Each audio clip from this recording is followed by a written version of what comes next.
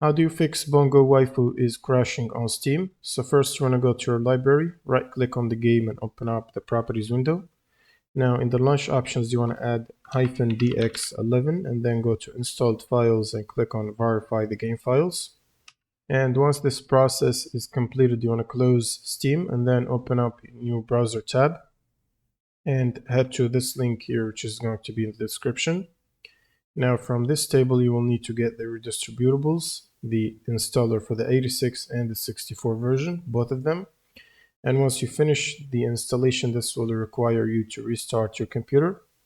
And right after the restart, you'll also need to quickly check if you have the latest driver updates for your GPU.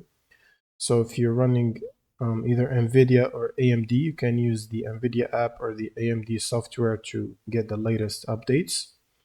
Now all you need to do is start Steam as admin, right click on Steam and run as admin, and then just open up the game from your Steam library, and this should fix the crash problem. Thanks for watching and subscribe.